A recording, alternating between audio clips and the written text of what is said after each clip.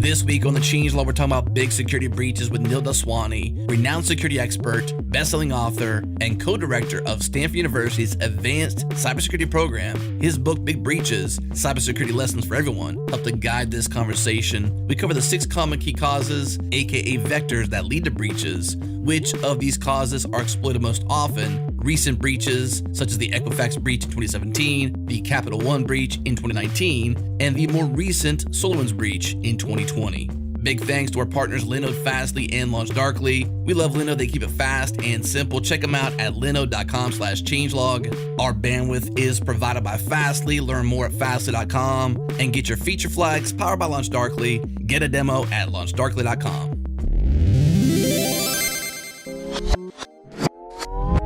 Linode is simple, affordable, and accessible cloud computing the developers trust. Linode is our cloud of choice. We trust them, and we think you should build anything you're working on, a fun side project, or that next big infra move at work with Linode. The best part, you can get started on Linode with $100 in free credit. Get all the details at linode.com/changelog or text changelog to 474747 and get instant access to that $100 in free credit. Again, linode.com/changelog.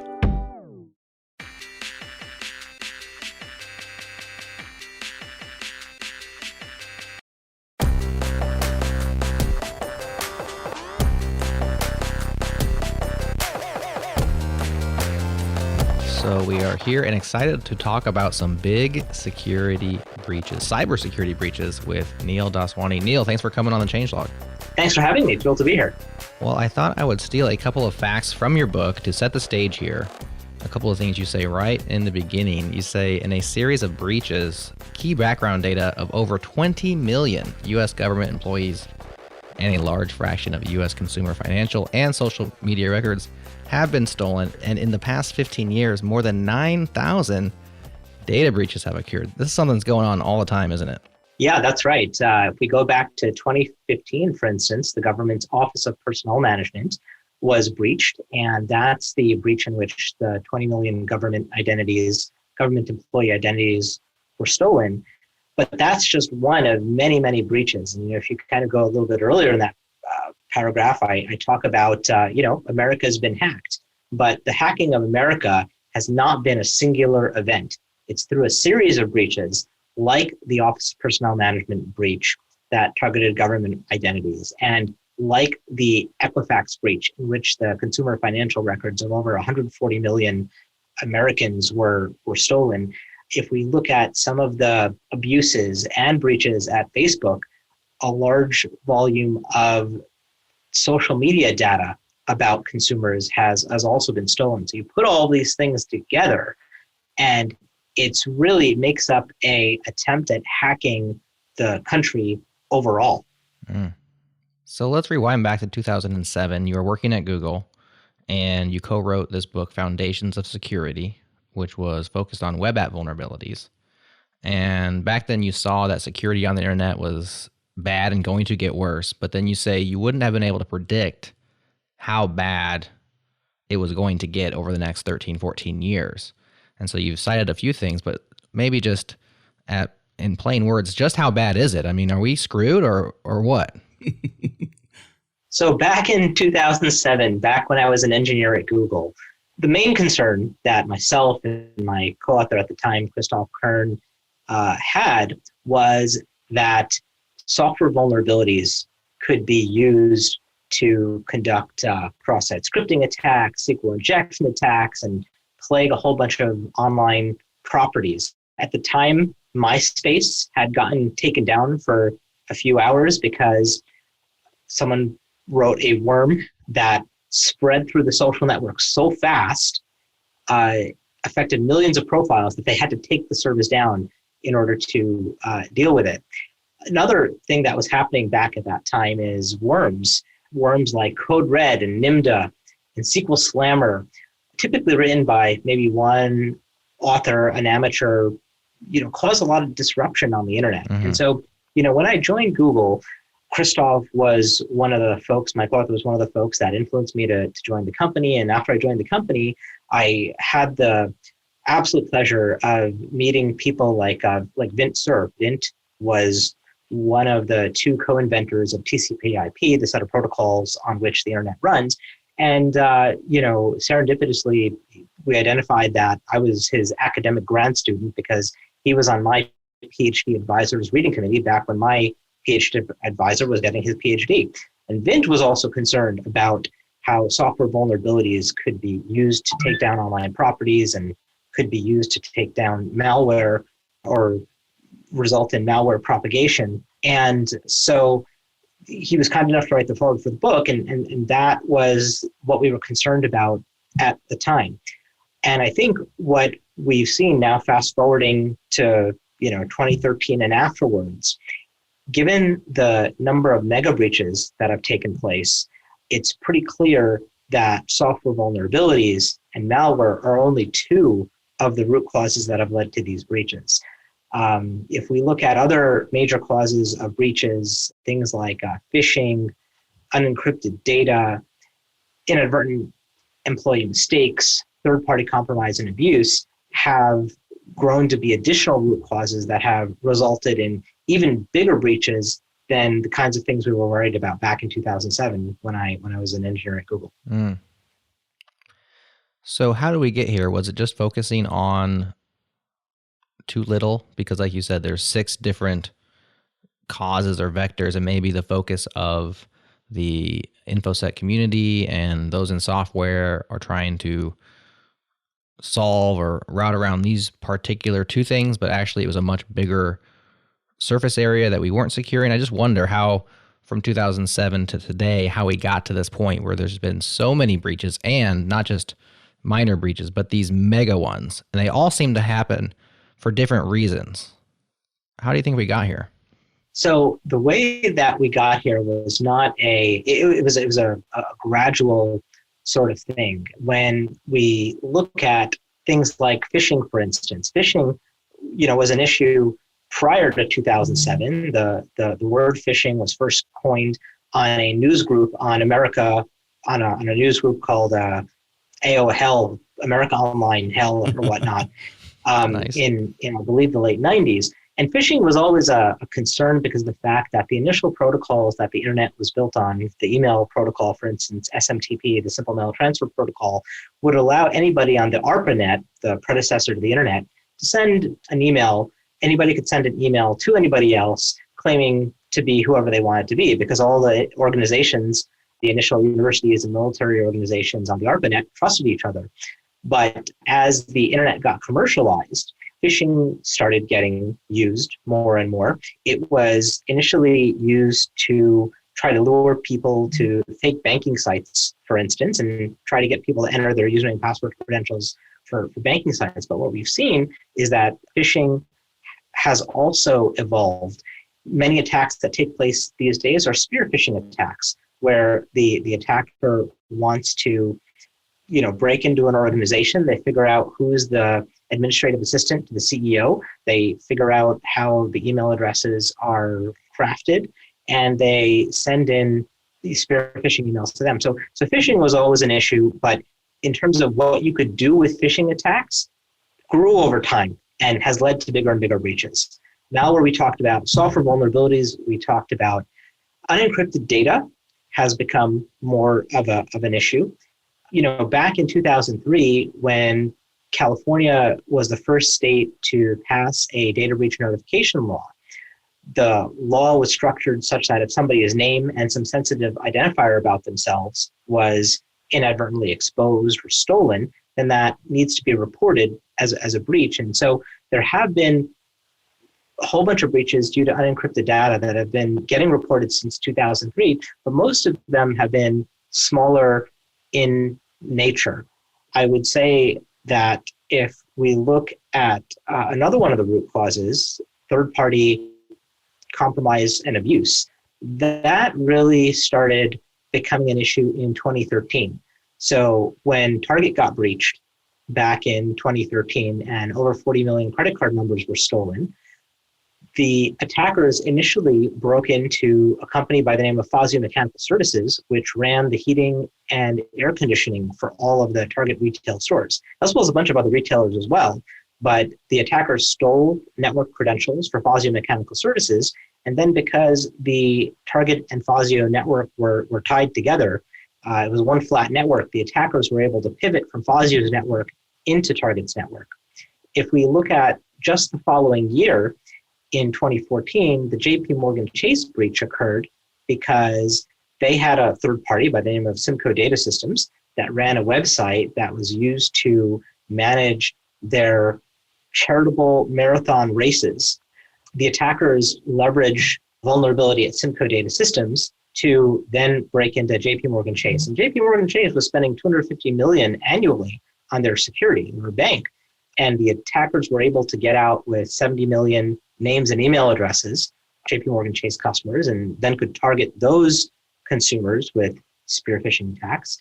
But it was another example where there was a third party that was leveraged in order to conduct the attack. And so third parties have become more and more of an issue.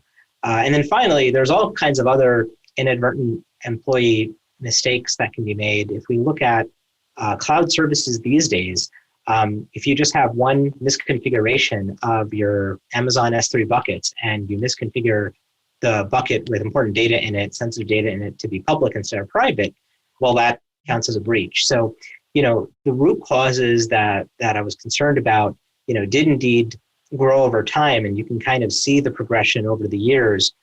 But what has been fairly stable over the past 7 years is pretty much the overwhelming majority of breaches have been due to these 6 root causes. And they have gotten far more sophisticated. Just thinking about phishing alone, I remember when you would look at a phishing attempt and somebody would post a screen grab or whatever it was of somebody trying to phish them back in the day, and it was laughable how pathetic the attempt was to fool somebody. It would only work on, let's just say, the most vulnerable of internet users. And the phishing attempts today are so pointed, so well done. I just got one the other day, which was acting as if it was Google contacted me about something with my account. And it was actually, of course, a spoofed Google email address, but it linked back to a Google form. So it was a Google domain, right? A Google Doc that had a form. And I got there as I just followed it, with curl and stuff, just to see where it was going to take me. Because I could tell, but I still wasn't 100% sure. I was like, could this possibly be Google? Like, I don't think so, but maybe. Like, I'm going to follow this trail. And it took me a while. I had to go 3 or 4 curls following redirects to find out, nope, it was definitely just a phishing attempt. The sophistication, I think, of the bad actors, maybe because there's so much more to gain, has really ramped up over the years. That is exactly right. In fact, when I think about sophisticated phishing attacks, and in my book on big breaches, I talk about a lot of big breaches, but one that comes to mind is back in 2016. Probably one of the most interesting phishing attacks was conducted against John Podesta, who was Hillary Clinton's campaign manager. And what happened there at that time is that the Democratic National Committee was under attack by the Russians. And so John Podesta got an email. They were using Google Apps. He gets an email, and it perfectly crafted, looks exactly like the Google Apps password reset email. Basically, it told him, hey, look, we think somebody is trying to attack you. You might want to change your password. And so John Podesta or one of his staff members, gets the email and does the right thing. He doesn't, or she doesn't, just kind of click on the phishing link in the email at the time, but rather forwards it to the IT department at the Democratic National Committee and asks them, hey, is this legitimate? Should I reset my password? So the IT department responds and said, yes, we are under attack. Please reset your password. Except what John Podesta or the relevant staff member did was they didn't go to the link that the IT staff member told them to go to, google.com/security or whatever it was. Instead, he went back to the original email that they got from the attacker and clicked on the link there. And the attackers were then able to log in to John Podesta's Google Apps email account and make off with 60,000 emails that they then released. Pretty interesting phishing attack. And, today, as you can imagine, the Democratic National Committee uses two-factor authentication so that simply stealing the password is not good enough to steal emails in droves.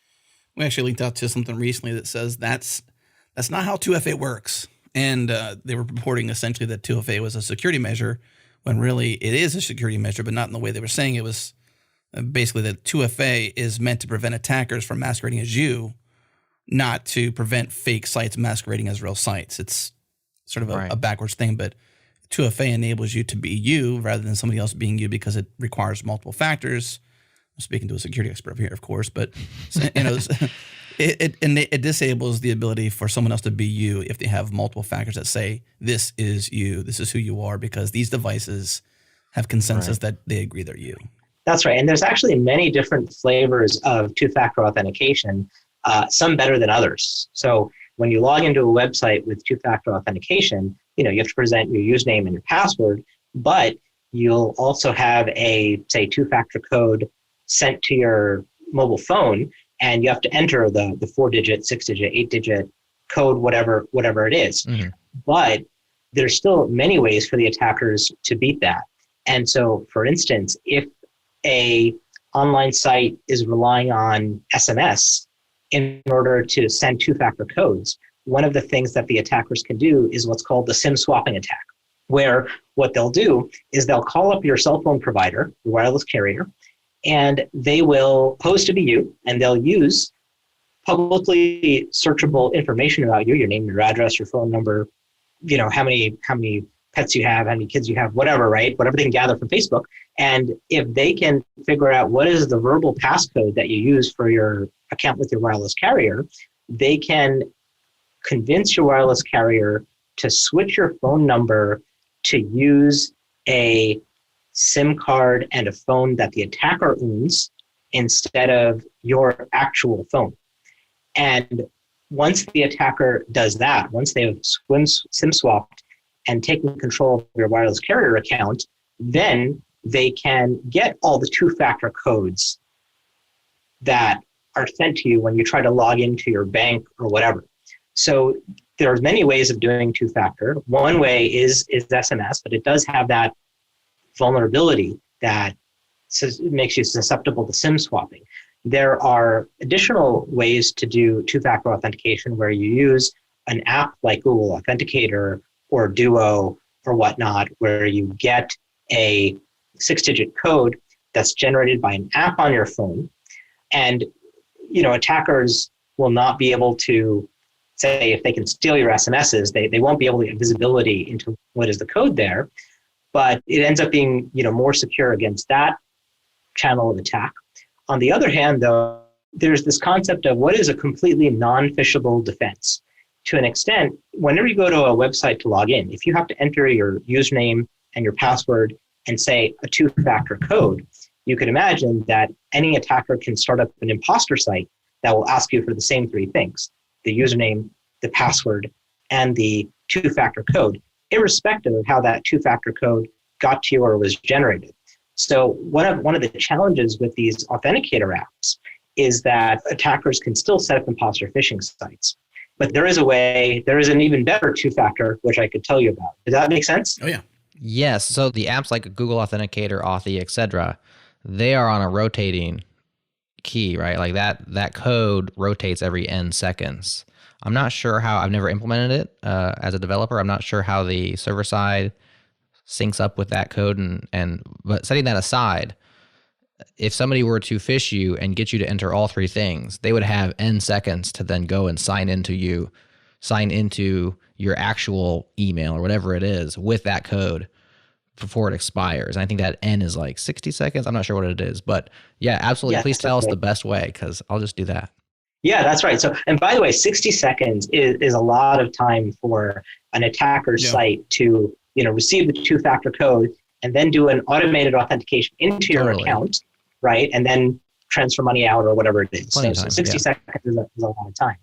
And by the way, for those folks that are software developers in the audience here as listeners, there's actually, two different standards, two internet RFCs that are used to design that kind of authentication. There's what's called HOTP and TOTP. HOTP uses an HMAC, a hashed message authentication code, to generate the two-factor codes. And then TOTP uses time. So it doesn't just rely on a seed, but there is a synchronized clock in between the authenticator and the website. So there are two ways to do that. But at the end of the day, it is possible to get phished by having any form that accepts a username, password, and a two-factor code. So the most secure way to do two-factor authentication is to use what's called a security key. A security key is a piece of tamper-resistant hardware which you have to either plug in to your laptop or your mobile phone, or many mobile phones have secure enclaves and whatnot on it that can be used to generate the appropriate two-factor authentication information. But the idea there is that in order to log in, you provide your username and your password, and what a website checks for is the ability for your security key, whether it be something like a Yubico YubiKey, or whether it be your mobile phone, to generate the two-factor code, but not in a form field that you have to manually enter. And that is a non-phishable form of defense against phishing. And if you look at that particular set of security key technology, when Google deployed that, I believe in 2017 or 2018, I can't remember exactly which it was, but they deployed it for tens of thousands of employees. And when they looked at it the next year, there were absolutely no phishing attacks. And both Google and Salesforce have used security keys to eliminate phishing as a root cause of any potential breach against themselves. And I really hope that more organizations learn from that experience and leverage security key technology to eliminate phishing instead of having it continue to be a major root cause of breaches.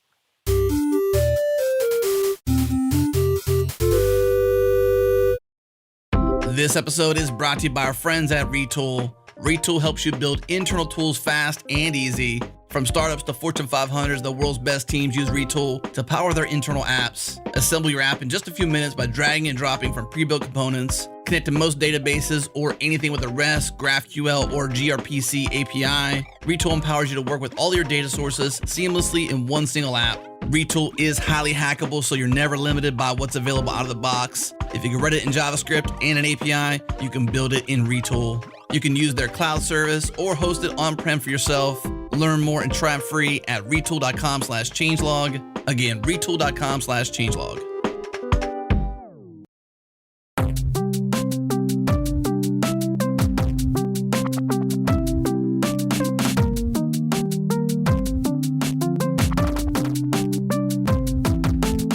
So now there's several breaches we could talk about, big ones, small ones, a couple recent, but there's some ways in. What are the common ways in, and what are some of the most recent breaches? I know Capital One happened recently, Equifax, and Solarwinds is ongoing, but where do you begin to sort of break down the vectors into these breaches in particular?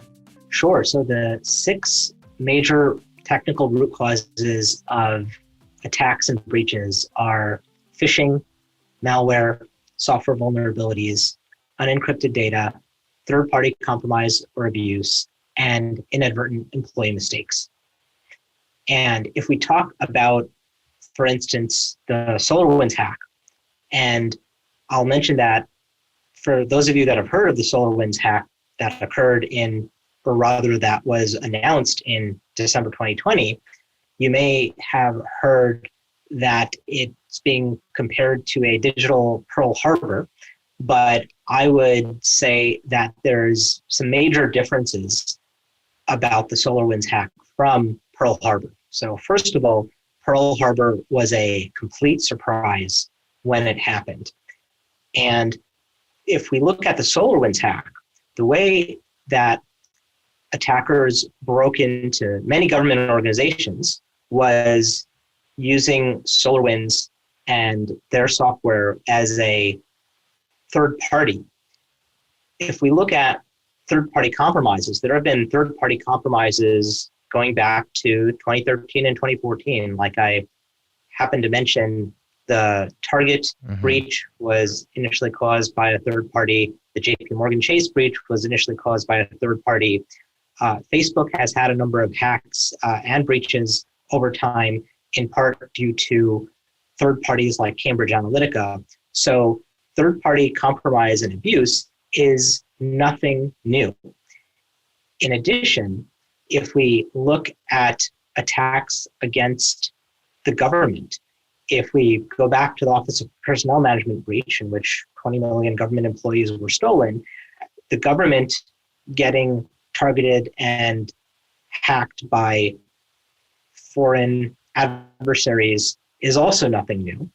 And then thirdly, if we look at hacks that have been attributed to the Russian government or organizations that are working for the Russian government, that's also nothing new. If we look at the Yahoo breaches that were announced in 2016, we should keep in mind that there were 4 Russian hackers responsible for that, 2 of which were ex-FSB agents. FSB is the new KGB. So if we look at those aspects of the hack, there have been components of that taking place for years. And I think if there is anything that is new and novel, it is that the scale of the attack was probably larger than in the past, based on some measures.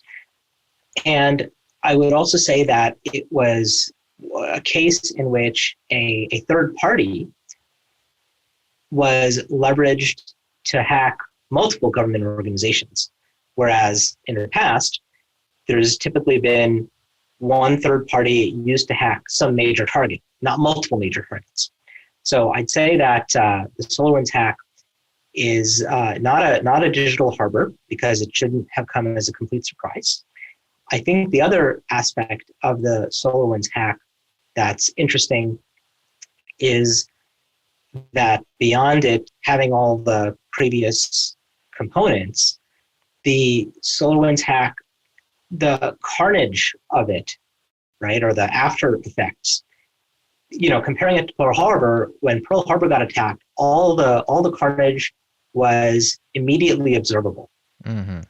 And if we think about the SolarWinds hack, I think that the impact of it is going to be understood over time, months or years, not immediately the day after. So those are just some of my thoughts on the SolarWinds hack. And I think the other thing to keep in mind, I'd say if there's a third thing to talk about with regards to SolarWinds, it's that based on new information that has come out, 30% of those organizations that were impacted by channels other than SolarWinds. And it just happened to be the case that we are discovering the hack and attack in a particular order. The order in which the foreign nation state adversaries conducted the attack may have been wildly different. So the SolarWinds hack is certainly interesting, but the components of it are not new. The scale has been larger. We'll learn more over time, and we'll also learn how much SolarWinds was or was not at the heart of it over time once everything gets pieced together. It must be difficult to go back forensically and uncover the truth. I mean, surely there'll be things that we will never know for sure, order of events, how things went down. But I guess with in the digital world, we can at least, timestamp and get that kind of chain of custody stuff a little bit better than they used to. But just the work of going back and forensically discovering what all went down and by whom and et cetera has to be deep and tedious and probably rewarding work if you can dig anything out of that history.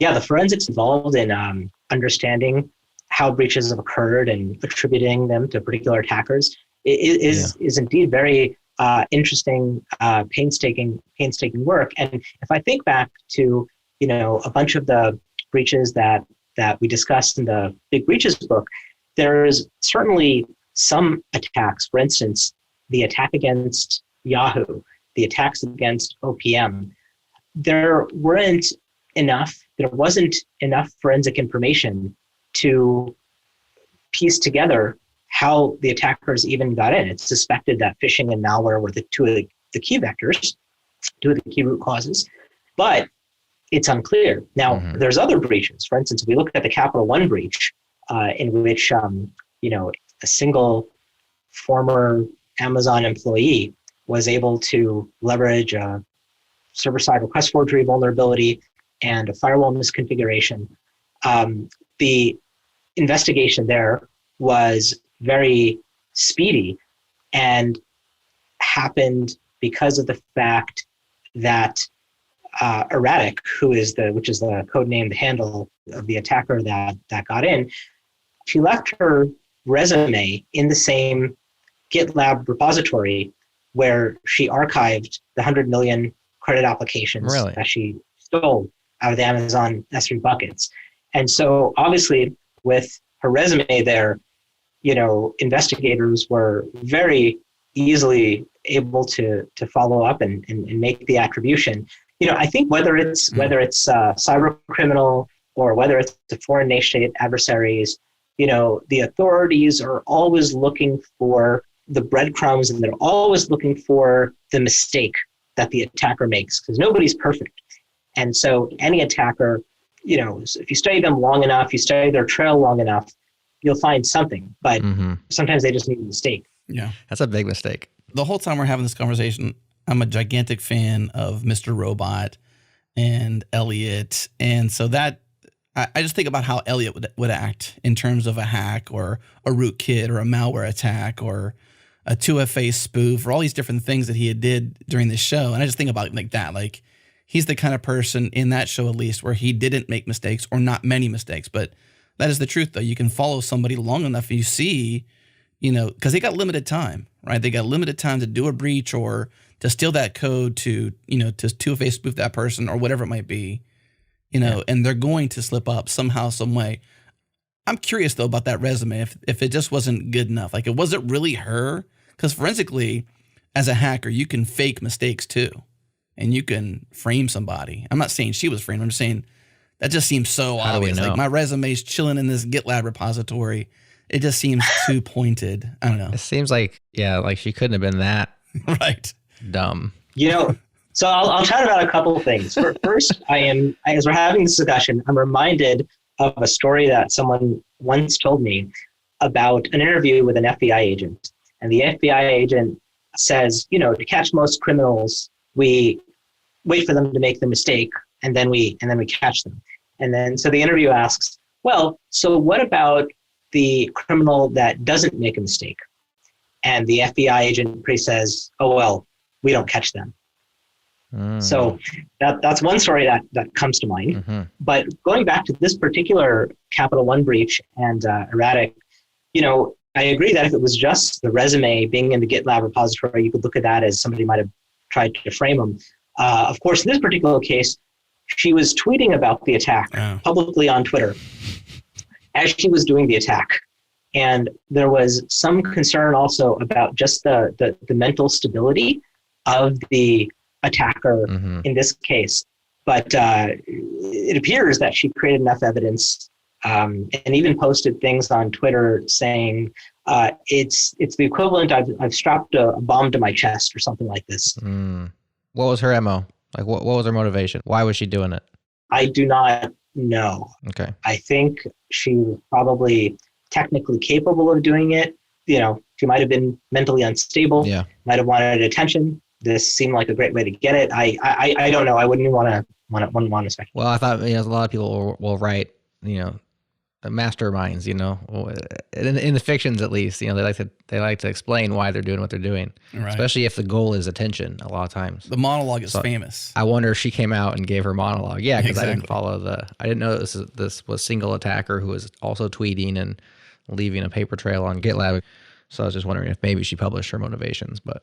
Well, I haven't heard them yet as of us writing the Big Breaches book and the chapter on the Capital One breach, which I thought was pretty technically interesting as well.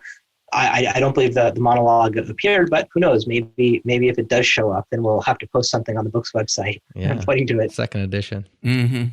So Capital One, this was an ex-employee who had, did she have insider information about this particular vulnerability, or did she just find it by, you said there was a misconfigured firewall, and then there's also a server-side vulnerability that she was taking advantage of. Was this a case where she had knowledge of that system and so it gave her the advantage, or was she just out there fuzzing it and seeing what she could find? So I think in this particular case, she was an ex-Amazon employee, and she probably had technical skills and knowledge. Based on my research and study of the attack, I don't believe she had any insider knowledge about Capital One. I think it was revealed that she was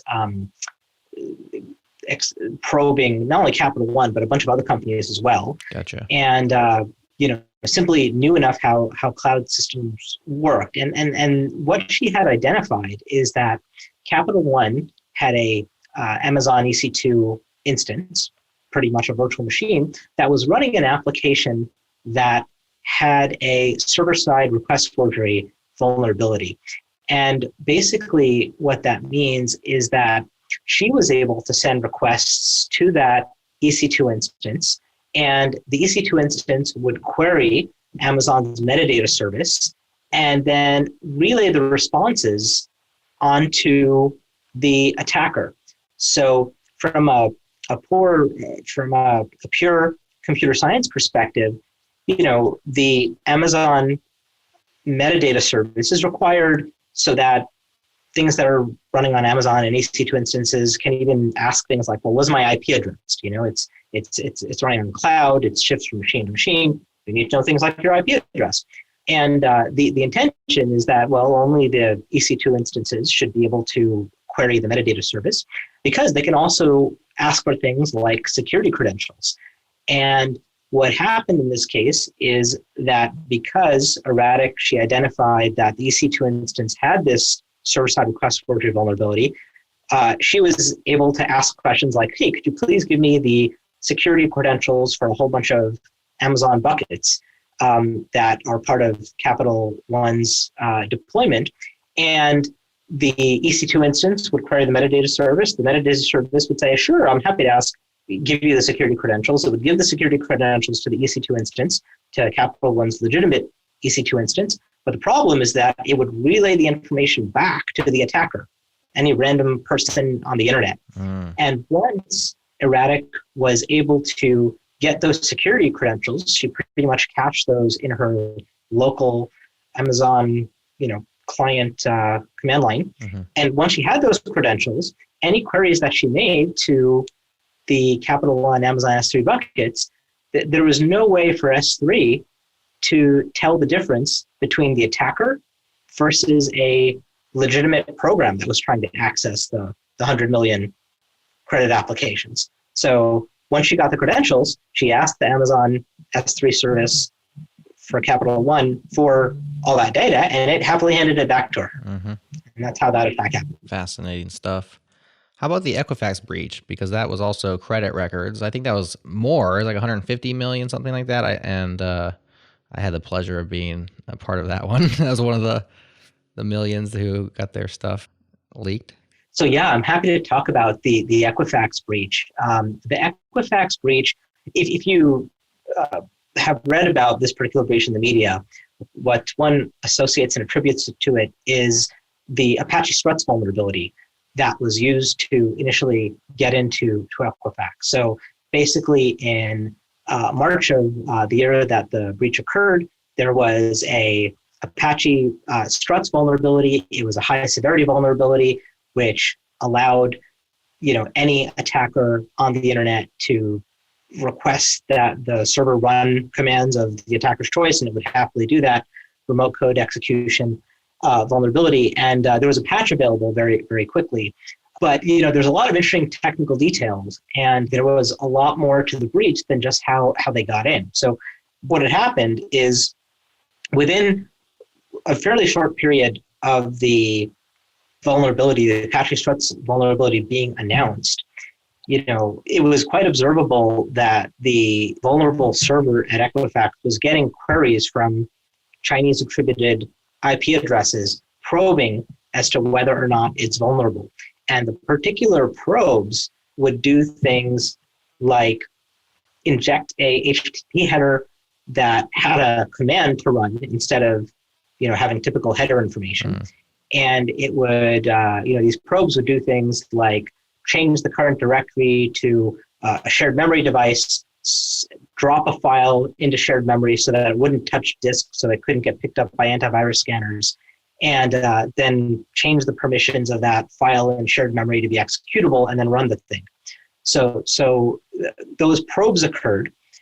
I think at around the same time, the Equifax vulnerability management team had basically scanned Equifax's servers to see, okay, what servers do we have that are vulnerable to this thing? But the problem was they were using a McAfee vulnerability scanner that was end-of-lifed and was not being as actively maintained. And that scanner was also only scanning the root directories of the servers. It was not scanning subdirectories. And the particular server that was vulnerable at Equifax, the vulnerability was present in a subdirectory. So the vulnerability scanning team at Equifax, while they sent out the notes to say, please patch our vulnerable Apache Struts servers, the scans came back negative, saying there's no vulnerabilities. So their team might have thought, oh, this must all be patched. In reality, the scanner was having a false negative. So what happened a couple months after that is that additional Chinese attributed requests hit the still vulnerable Apache Struts server, and basically establish a footprint. They got some files, and that formed their beachhead for their attack. They got in that one machine, they started scanning, they identified that there were, 60 other machines or databases that they could query, but they didn't have credentials for those databases. So what happened is the attackers found a file, a configuration file that had unencrypted credentials for the databases, and that was one way that they got information from databases. Another thing that the attackers did is they took advantage of a SQL injection vulnerability. So while everybody knows of the Apache Struts vulnerability with associated with Equifax, what fewer people know is that there was a SQL injection vulnerability in one of the databases, and the attackers used one of their web shells that they planted to exploit that SQL injection vulnerability and steal data out of one of the other databases. So there were many things that had to go wrong. It was not just the Apache Struts vulnerability that led to the Equifax breach. It seems pretty easy to point to third-party issues. Like, it seems like that's where the trust is, or where it breaks down. Is like, you've got this trust between the primary party and some sort of third party, and some sort of silly mistake. But it seems like the third party, I suppose, vulnerability is just the entry point, not the problem. Like, it's part of the problem, but they find some sort of vulnerability there, and then they have experience and know-how to masquerade and to query databases or find files or set something into RAM instead of on disk. Like a lot of inner workings of how security measures are watched, monitored, and whatnot. Not just simply, I hacked a open source dependency and boom, I'm in. It's much more than that. Yes, that's right. So I would say that third-party compromises, third-party abuse, is a very significant point of entry. And as we've talked about, Target, JP Morgan Chase, Equifax were third-party components and third-party companies that were leveraged as part of the attack. I'll mention though that it's not always third-party. So, for instance, if we look at Facebook, for instance, there was a breach that they suffered in 2018 where tens of millions of access tokens were stolen, access tokens which would allow people to log in as various Facebook users. And in that case, there were 3 vulnerabilities that were used altogether, not all third party. The 3 vulnerabilities that came together was, one, there was so the feature that got abused at Facebook was the Facebook View As functionality, which allows you to view your Facebook profile as a member of the public. And in the first vulnerability, the View As feature allowed somebody to incorrectly post a video. The second vulnerability was one in which the video uploader incorrectly generated an access token that had the permissions of the Facebook mobile app. And then the third vulnerability was that, the access token was generated not for the user as a viewer, but for the user, whom was being looked up. And so all those three things came together in a much more sophisticated attack in which three vulnerabilities had to be leveraged together, not all of which were third party. I believe there were first party code there. So, I'd say that both first party and third party vulnerabilities are important and significant when it comes to breaches. Yeah. And by the way, let me mention that Facebook, did a very nice and thorough investigation in that 2018 breach. It was great to see the transparency that Facebook had when they investigated that. I honestly think to just put a little bit of perspective on this, I think, looking at Facebook 2016, 2017, and before, there were certainly a bunch of abuses of the platform that were taking place where attackers were able to use the fact, APIs at Facebook could just be queried very easily. And once they shut all of those other paths down, like if I had to guess, and this is just a guess, that this particular attacker that used these three vulnerabilities in the Facebook View as profile bug, if they wanted to steal information from Facebook profiles, they were forced to then do something much more sophisticated. But I really like the fact that Facebook was very transparent and posted some of the technical details of that in a blog post. And so I'd say that's the authoritative information. Yeah. And if I was even slightly inaccurate, my apologies for that, but there's a great Facebook post on it. It's amazing how more sophisticated is a nation state or a highly motivated actor in 2021, or even back when this one happened, as compared to where we started this conversation with the Sammy MySpace hack of 2005. The era of worms and viruses that were either accidental or for fun and they got out of control, or they were maybe malicious in some cases, but just sure grown up since then.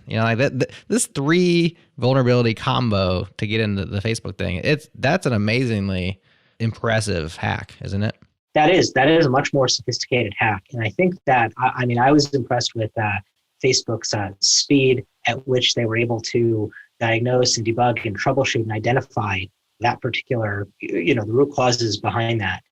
I would say that, thinking about all these breaches over the years, there's certainly been a bunch of breaches where, as in the case of the Sammy worm, one cross-site scripting vulnerability could have been leveraged to pretty much take down MySpace for hours, or the one Apache Struts vulnerability that led to the Equifax breach, was an initial point to get in. We have seen the attacks become more sophisticated as per the Facebook example that we talked about. But if I think about the Capital One breach, right, a server-side request forgery vulnerability and, firewall misconfiguration, like that was, perhaps, not as sophisticated and done by one person. So there's a saying in the security community that attacks only get better. And I'd say, the simple attacks and what people can do with one vulnerability, like those issues still exist. But now on top of that, we have to deal with more sophisticated attackers at the same time.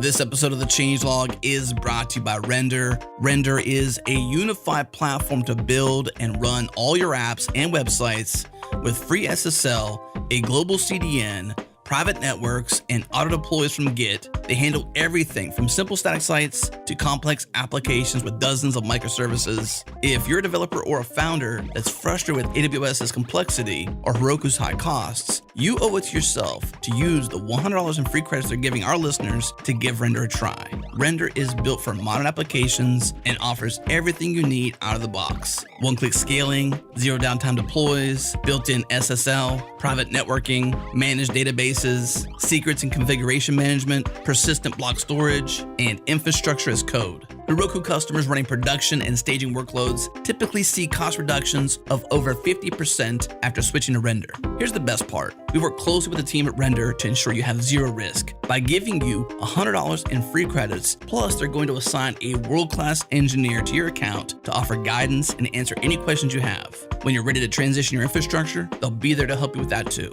Automate your cloud hosting with Render at render.com/changelog. Get $100 in free credits to try the Render platform, plus a world-class engineer assigned to your account to guide you along the way. Just send an email to our special email, changelog@render.com, to get access to those free credits. All that begins at render.com/changelog.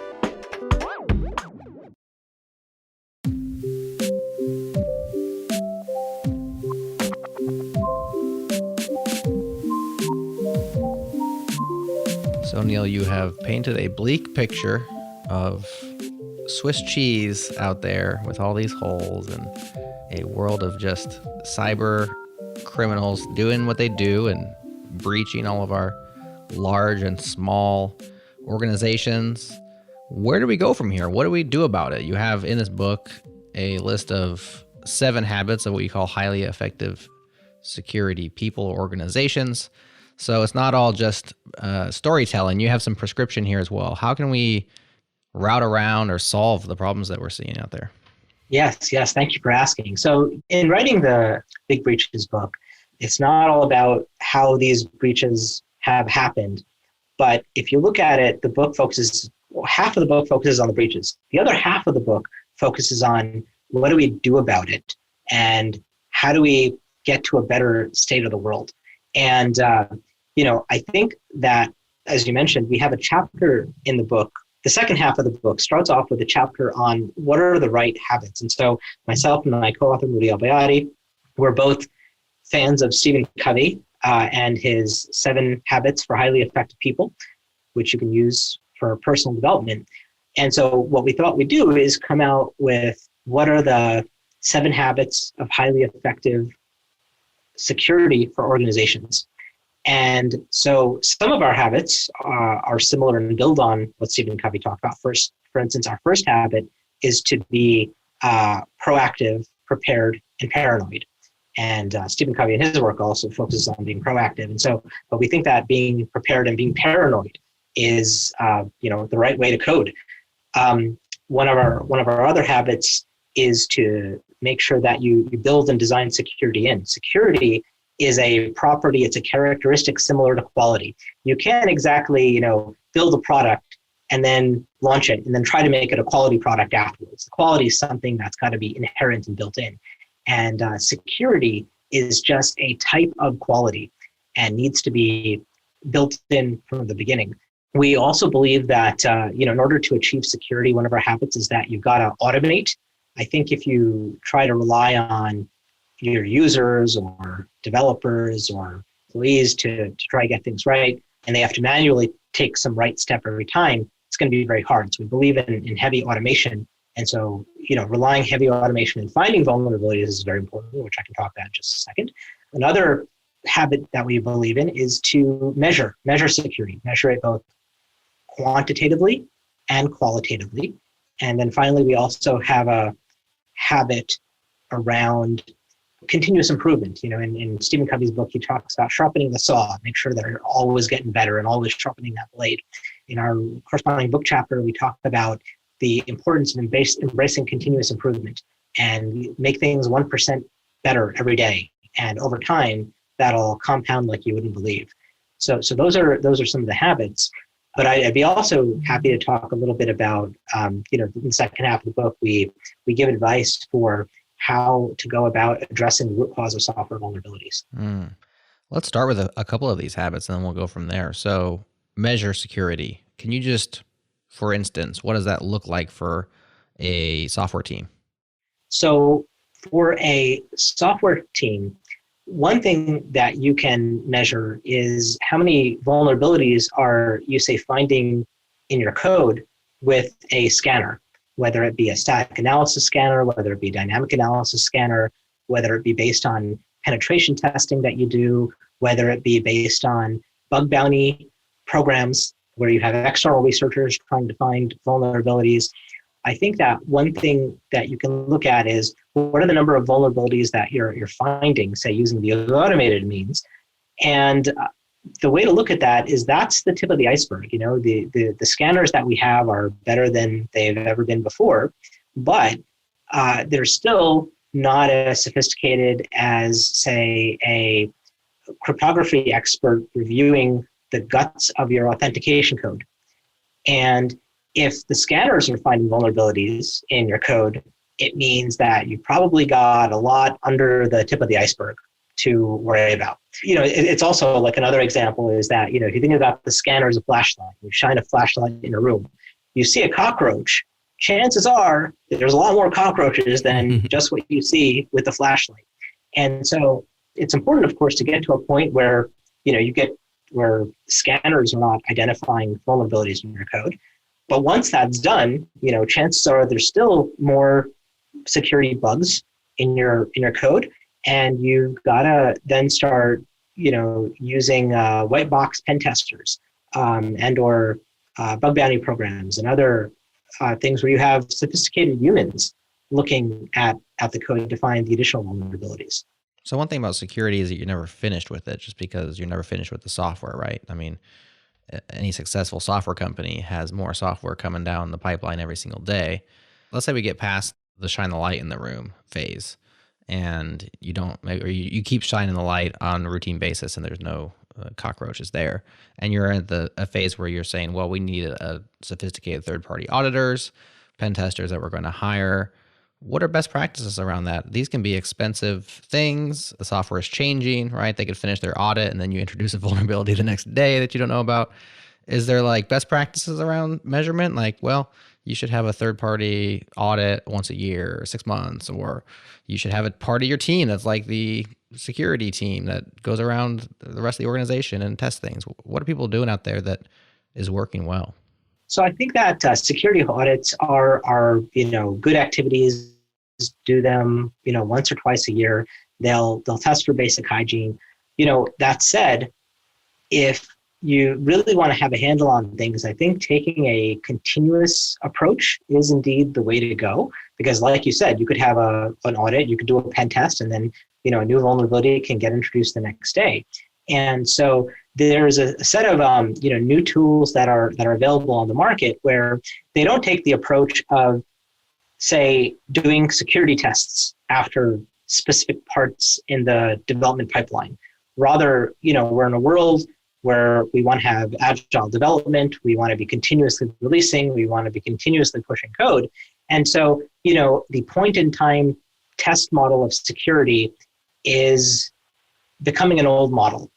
And a much better model is to take the approach that you want to have continuous monitoring for the security of your code, and you want to have observability that provides you with kind of constant security monitoring. So for instance, Deep Factor is an example of a observability tool that will monitor your code for security vulnerabilities pre-production, so that as you're going through your development, as you're going through your test, as you're going through your staging, if you link in some new library and that library is old or unpatched, like it'll let you know right away.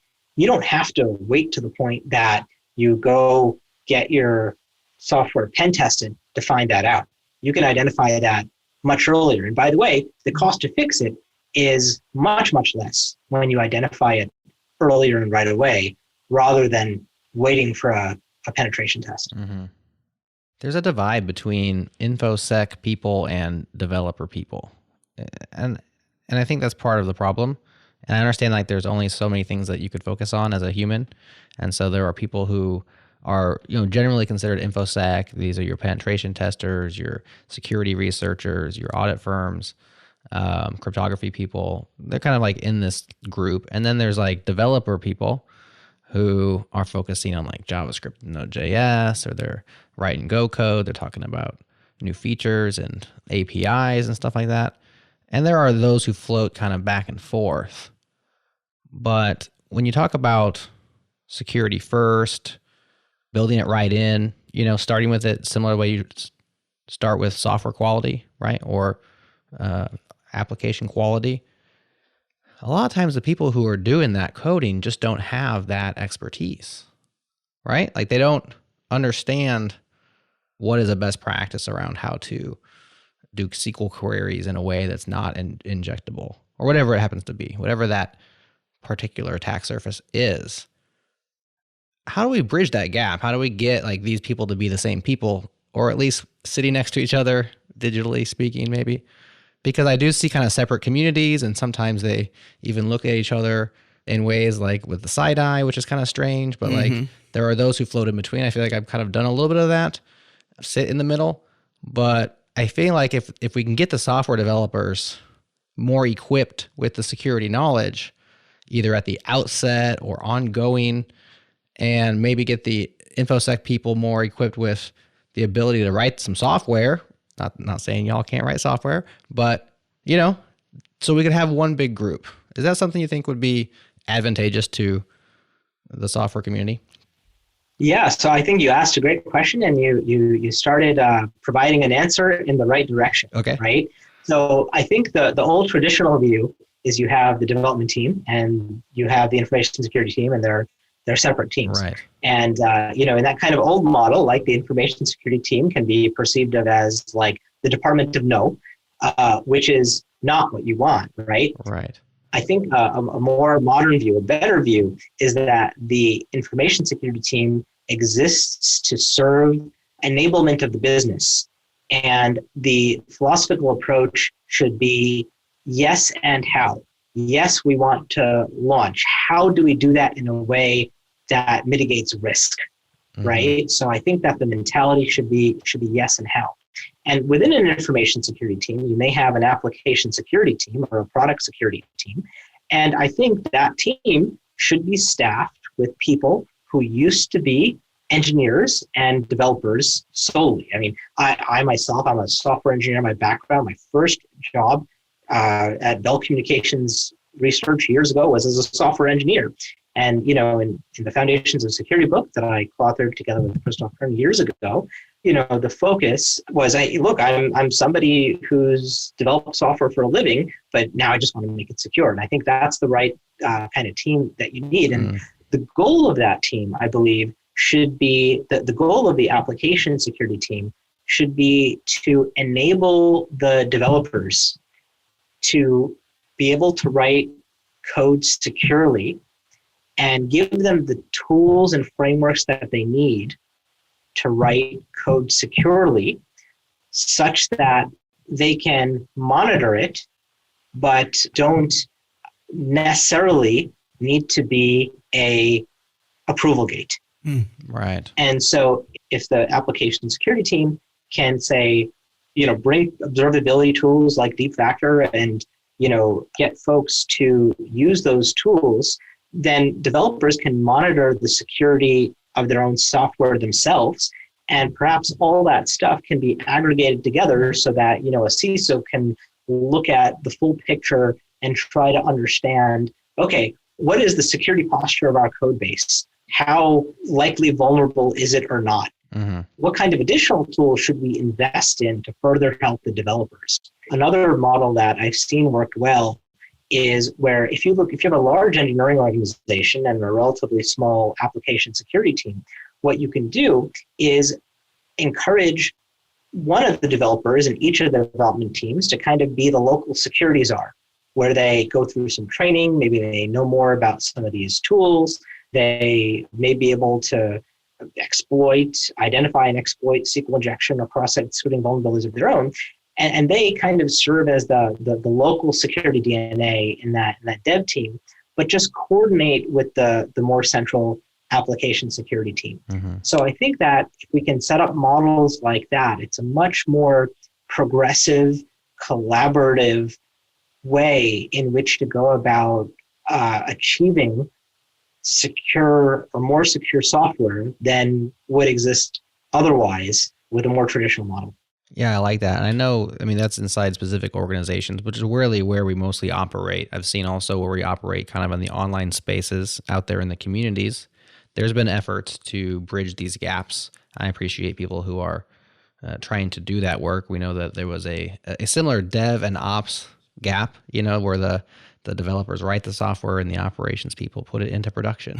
And then there was, DevOps. Hey, let's get together and let's break down that barrier a little bit. And now we're seeing DevSecOps, which is a terrible term, but it's kind of like, right, developers, security, and ops. Let's bring everybody together and work together. And I don't like that particular DevSecOps term because it's kind of strange, but I appreciate the movement there and the efforts being put in place to really break down that divide and build better products together. I think the collaboration is key. Yeah. The collaboration is key in order to result in more security and better resilience and more fault tolerance and all kinds of other good things that comes out of the collaboration. Right. Well, something you mentioned earlier, Jared, I think to this divide between these two camps, or maybe three camps based on DevSecOps, is this, the collaboration happens when respect and empathy are in place, right? So if as a developer, I can empathize with my security counterparts, or as a security counterpart, I can empathize with my developer counterparts, to have respect for one another's sort of surface area of concern, so to speak. Mm-hmm. If there is that, then collaboration can take place. But when you get the side eye, as you'd mentioned, well, that shows a lack of respect and a lack of empathy. And what we need to work on is like those, I guess, fundamental human traits like empathy and respect for one another's work to collaborate better. Yeah. It's a difficult situation because on the face of it, like one person is writing the code and the other person is trying to break into that code. That's right. just by what you're tasked to do, you're kind of set at odds with each other, aren't you? Because everybody's one person's exploit is somebody else's vulnerable software. In the case that we're talking about software vulnerabilities and not these other ways, we find out people get in many other ways anyways. So there's lots to think about. What about these other vectors, ways that we can fight things like unencrypted data, third-party compromise?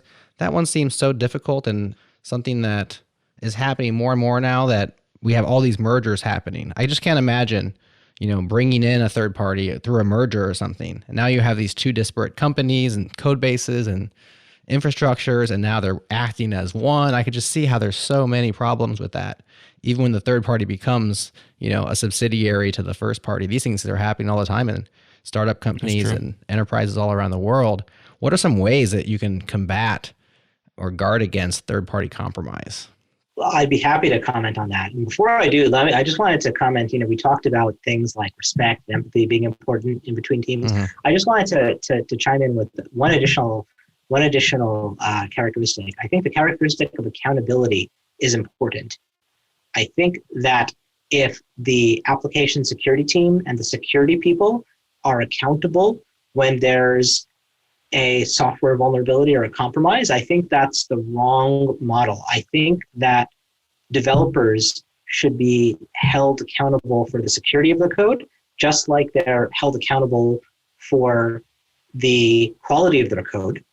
And if pretty much the application security team are there to support them and help them, then even though to an extent it might seem like their fundamental goals might be at odds, if you set the accountability on the software developers, then it in fact merges them back together, because then in order for them to achieve the secure software which they're accountable for, they'd love to get the help of the application security team. Right, because they're accountable to secure software, not putting a security flaw in there, right? Their accountability, so putting the security flaw in there is a byproduct of just making software. It's going to happen. Bugs, right? They're going to happen.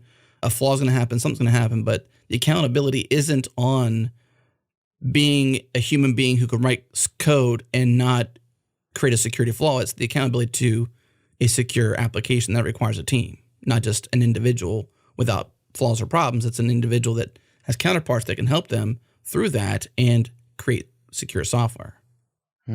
Yes, that's exactly right.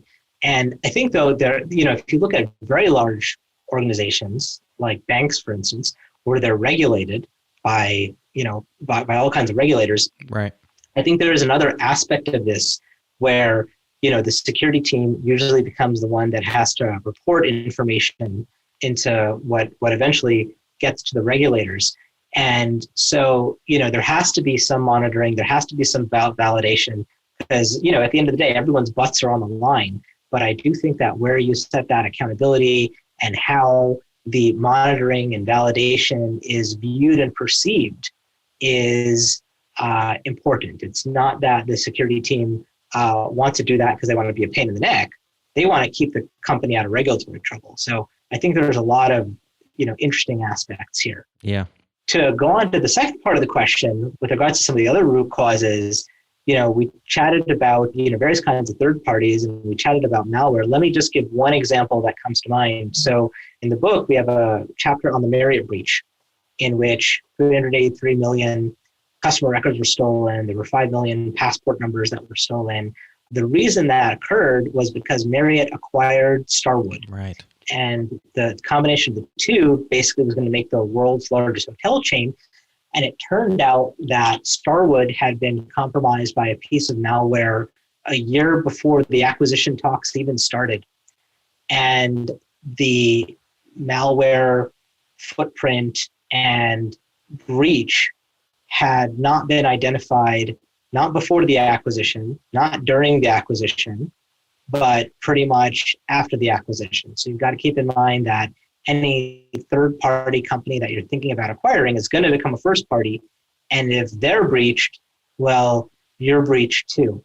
And in both Marriott and Starwood's case, there was a lot of susceptibility to malware.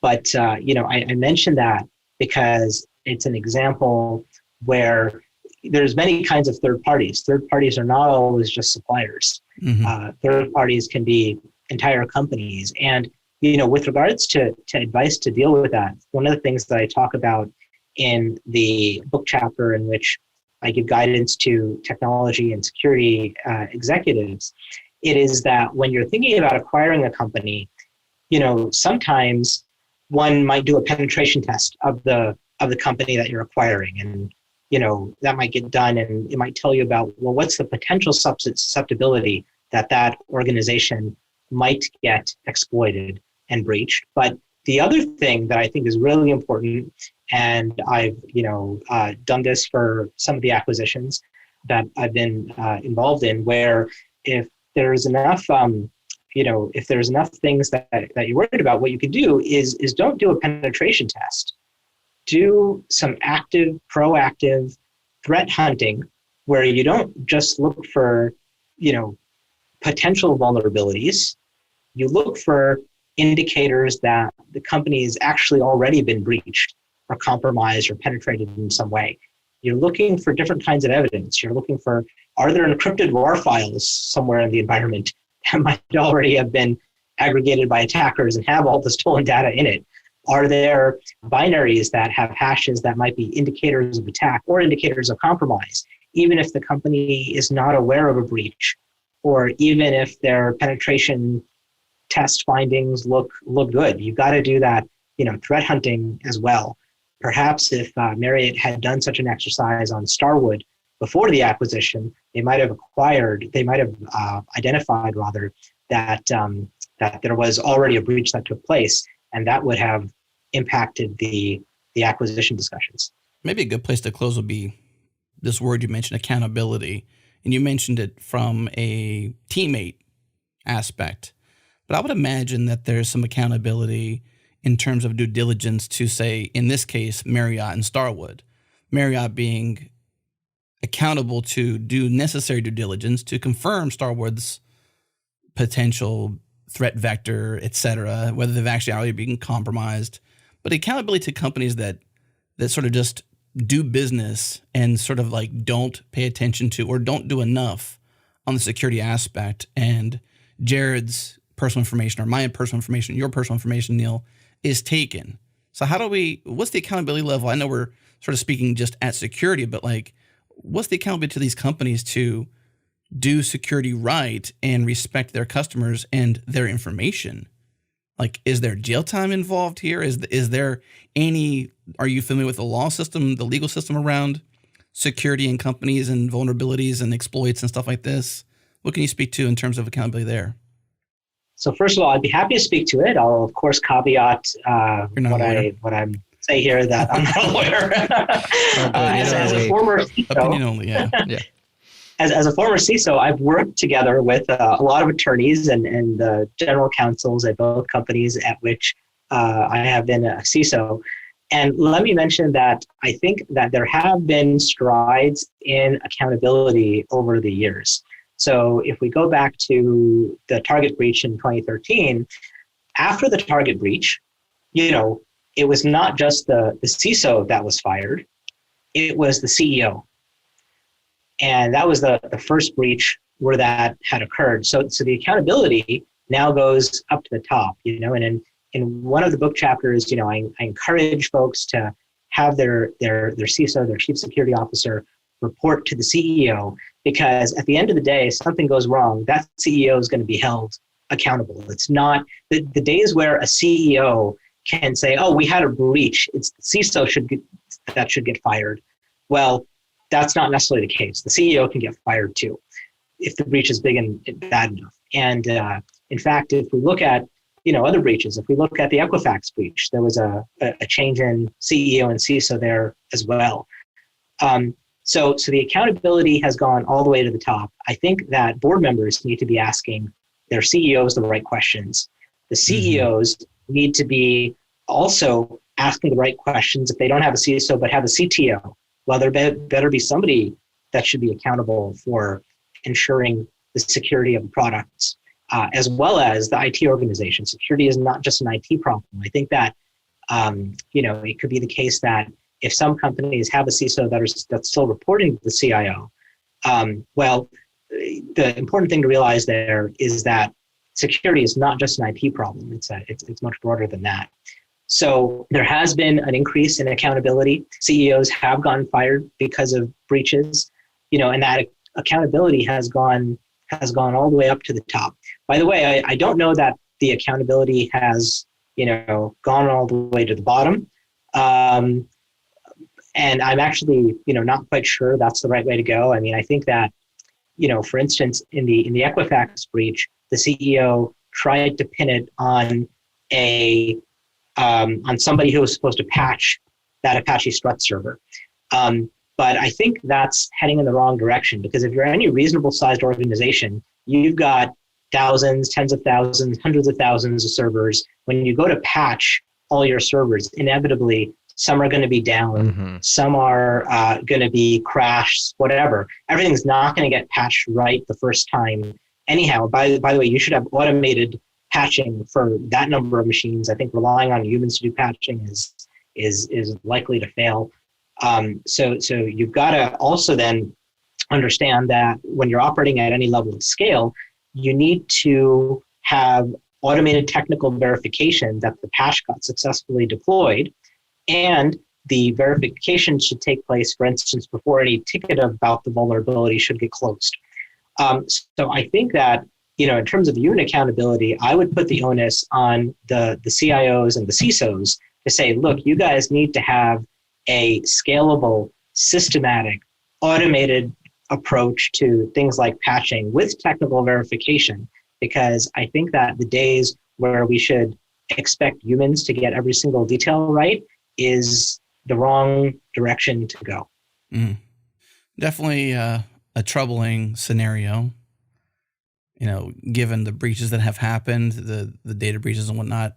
It's an interesting, I suppose, ever-changing world, cybersecurity, cybercrime. But Neil, thank you so much for writing the book for everyone. This isn't just simply for security researchers or security experts. It's for everyone. There's a bit for everyone in there. And we need people like you out there sharing this kind of message to more people to increase the ability for accountability to occur. So thank you, Neil, for coming on the show and sharing all you have. Yeah, well, thank you. Thank you for having me. Both Moody, my co-author, and myself, we had a great time writing the book on big breaches, cybersecurity lessons for everyone. My hope is that the book will be a good contribution to the field that will help bring more people into it. I think there's enough security books out there that are written for security people or for developers or, for different discrete audiences. But I think we need to also bring boards, business executives, tons of folks into the fold. And so in the book, there is something indeed for each of those audiences. And my hope is that folks, read the book, use the book within their organizations, and follow up and act on some of the advice that we provide so that we can achieve a stronger cybersecurity posture across many organizations. I agree. Change begins with awareness, and awareness begins with books. So thank you. Thanks, Neil. This was awesome. Welcome. That's it for this episode. Thanks for tuning in. Make sure you check out Neil's book, Big Breaches, Cybersecurity Lessons for Everyone. And as we demonstrated in this show, it is literally for everyone. So Neil is doing his best to share wisdom with the developers out there who are security minded. If that's you, pick up the book and check it out. Let us know what you think. If you haven't heard yet, we have a membership. It's called Changelog++, because hey, why not increment things? It is better, as they say. You can subscribe at changelog.com/++, get closer to the metal, make the ads disappear, and of course, support all of our podcasts. Again, changelog.com/++. And of course, huge thanks to our partners Linode, Fastly, and LaunchDarkly. Also, thanks to Breakmaster Cylinder for making all of our awesome beats. And of course, thanks to you for listening. We appreciate your attention. We appreciate you listening. And one more step you could take is to join the community. Changelog.com/community. It's free to join. Come hang with us in Slack. Call this place your home. Changelog.com/community. That's it for this week. We'll see you next week.